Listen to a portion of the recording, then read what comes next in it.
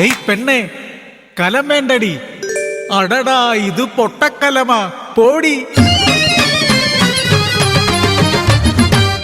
ഓരൂർ ദേശത്തെ മൺകലമാടി പെണ്ണെ, തട്ടാലും മുട്ടിയാലും പൊട്ടാത്ത കലമാടി. കാളിയമ്മ തൻ വരമാടി പെണ്ണെ, എന്റെ ഊരിന്റെ പുണ്യമാടി മൺകലം.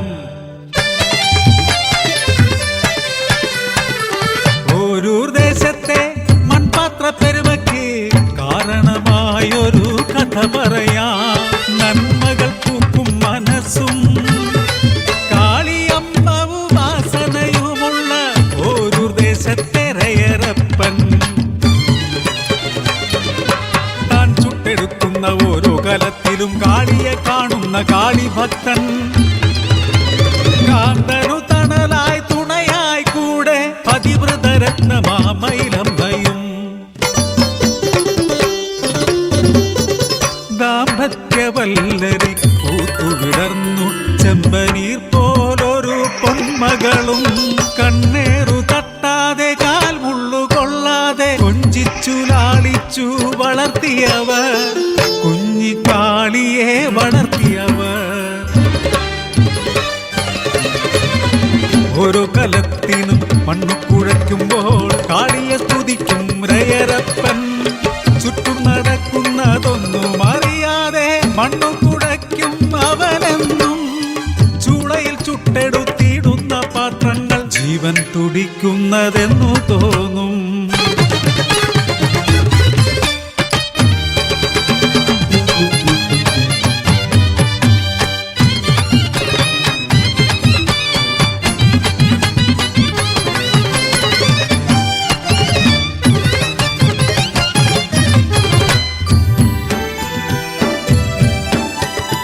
ഒരു ദിനം കുഞ്ഞിനെ പാലൂട്ടി ഉറക്കി മയിലമ്മ പുറം പണി ചെയ്തിടുമ്പോൾ, ഉറക്കമുണർന്നപ്പോൾ കുഞ്ഞിക്കാളി മണ്ണു കുഴയ്ക്കുന്ന അച്ഛനെ കണ്ട് മുട്ടിലിടഞ്ഞു അടുത്തു ചെന്നു.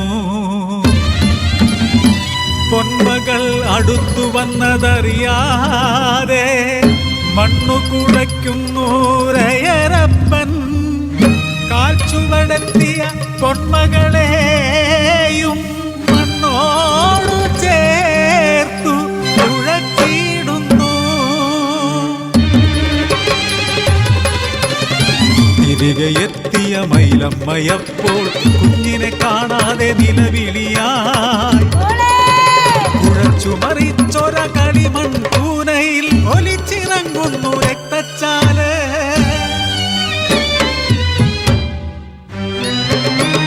കുഴച്ചൊര മണ്ണിൽ കളിമൺ പ്രതിമ പോൽ ചലനം നിലച്ചൊര കുഞ്ഞിക്കാളി. നിങ്ങൾ തന്നന്ധമാം ഭക്തിയിൽ പൊലിഞ്ഞതൻ കുഞ്ഞിന്റെ ജീവനല്ലേ.